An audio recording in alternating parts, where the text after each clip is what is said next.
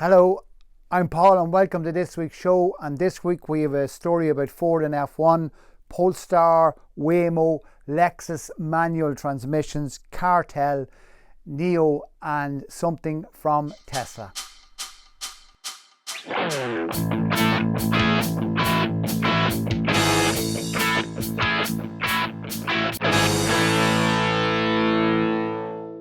Big news, looks like Ford are going to get back into F1.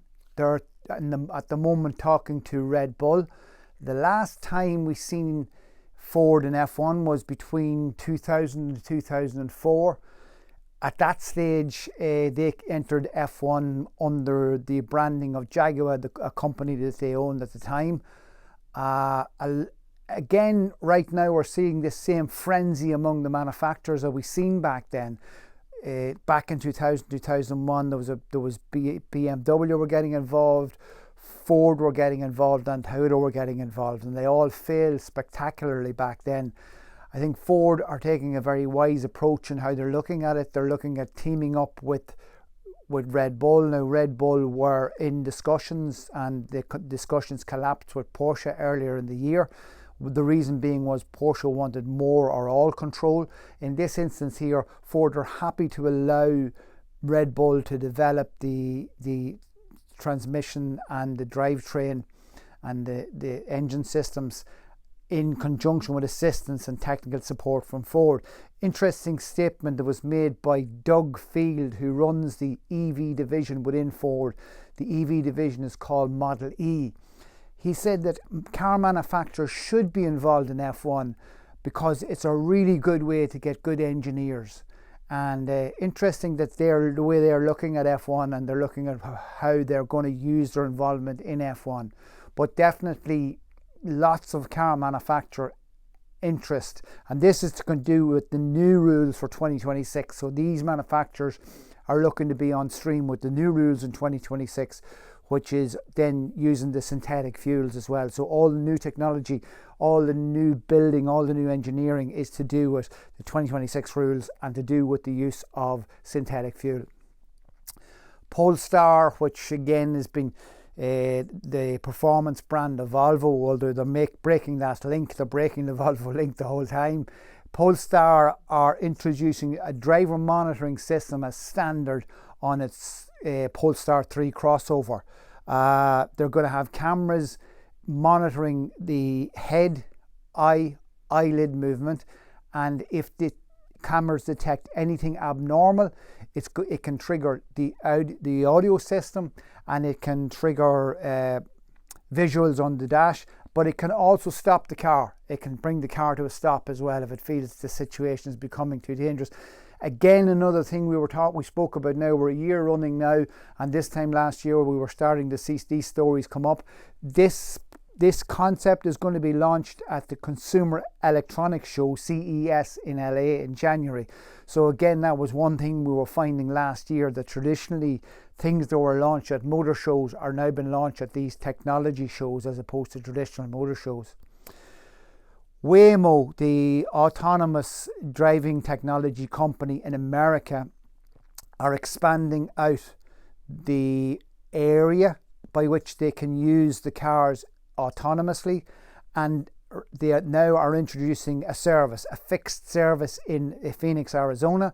You can come out of the airport, you can get into a Waymo vehicle, there will be no driver in that vehicle, and that vehicle would take you to downtown Phoenix, and it will operate 24/7.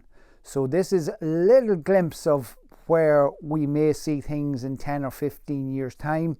The area that they're using in San Francisco to use the autonomous cars, where the public can hail a vehicle in these areas are being expanded out in San Francisco and Phoenix. So obviously the technology is working well, and everybody's wanting to expand out the area and expand out the range and develop on further. There are certain things about modern cars that I feel I have to accept, and one of the things is that we're probably not going to see manual transmissions. But more and more as we cover stories, I'm beginning to realise some of the manufacturers are starting to go, hold on a second, this was a very fun part of driving, and we need to find ways to introduce it. Well, Lexus is a company that's actually doing that, and they're developing an EV manual transmission.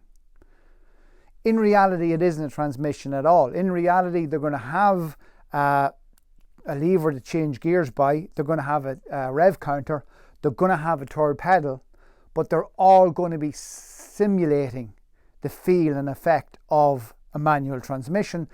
They'll use software to simulate this. The driver will then be able to tune the feel of the clutch, the load of the clutch, the engine braking ability of the clutch. Lexus have said that when they used this on the test vehicles, they were lots of fun to drive. And this is where some of the car manufacturers, to be fair, are saying, hold on a second, we're losing something here. We're losing something with the EV. So I think based on what they're saying here, that in terms of fun to drive, or even from a competitive driving point of view, part of a driver's skill now may be setting up the software on his virtual transmission in his electric vehicle. And when you get your transmission set up correctly, you find that you can get a bit more pace or a bit more performance out of the car in certain conditions or certain road surfaces and stuff like that. So interesting again to see the manufacturers starting to accept the fact that some of the stuff we took as tradition that is going needs to come back, but maybe more in an electronic way. Cartel have done a survey on the used car market in Ireland, and it's telling us that a used vehicle has gone up by 8% in the last 12 months in value. Now, you might say, what do I care? I only repair cars, I don't sell them. But I think there's information here that is relevant to the workshop, i.e. be conscious of the value of the vehicle now in terms of judging the repair, or judging the value of the repair, or judging whether the repair makes sense or not. A couple of vehicles here, if you have a look at them, is 16 Passat in 2020 was valued at 14,900. In 2022, that vehicle is valued at 19,500. An 11 Focus in 20 was valued at 3,950. It's valued at 5,550 right now. And in 2011 A4 in 20 was valued at 6,400. They're now saying the value of that car is 8,800. And the reason for this is that I believe now that the bigger repair is now very justified on these cars based on the values. Traditionally in your mind, you'll assume if you take an 11 Focus and you knew, for example, that the car was 3,950 back in 20, well, you're thinking, well, now it's worth, well, it was 3,950 then, it's worth $2,000 now. It's worth $5,500 now. So the justification and the reasoning for a bigger repair on that vehicle is well justified, and it's a fair thing to do to make that point to your customer, that the idea of, I might change it, or I'll go up a couple of years. Maybe if that repair now, it needs to be justified by you to say, look, this makes a lot more economic sense for us to carry out this work than for you to go and change the car. NIO is a EV startup company in China. It has been pushing and attempting to develop battery swapping, and now what it's saying is it's opening up its battery swapping facilities to anybody who wants them. Anybody who wants to, they're rolling out a network in China, and they're also starting to roll out a network in Europe.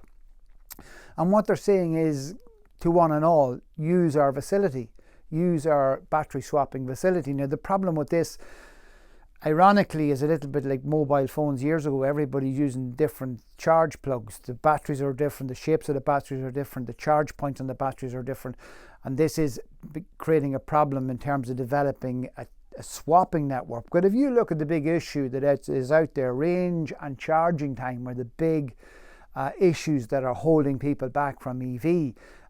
Swapping facilities, if they were available, would immediately remove those concerns.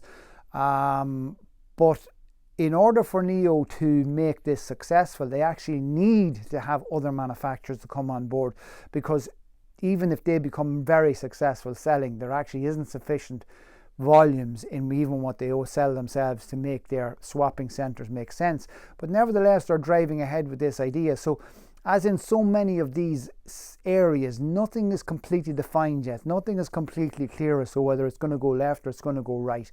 So again, this is another component in the mix as to whether or not this is how EVs go or not. Quick rundown on Tesla. Tesla's share price last year was 1 trillion.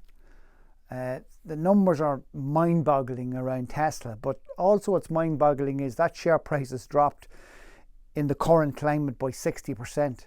So it's lost over $500 billion in the last year.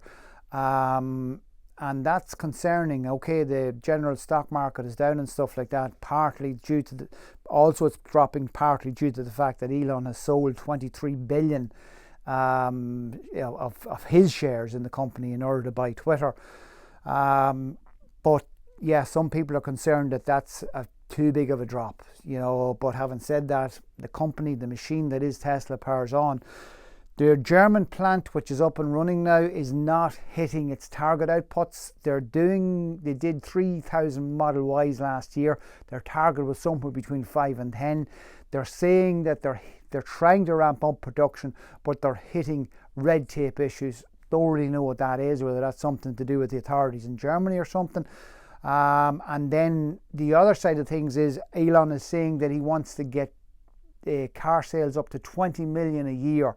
Well, in order to do that, he's going to need more factories, and the next country that looks like some potential for Tesla is Mexico. They're speaking about another factory in Mexico. So this Tesla machine grows on and is going to develop more and more factories in order to hit this number of 20 million cars a year, if that's possible. That's it for this week. Thanks for tuning in, and if you could, please like, comment and subscribe. We appreciate your support, and we appreciate the few comments that we're starting to get as well now. So thanks very much, and see you next time.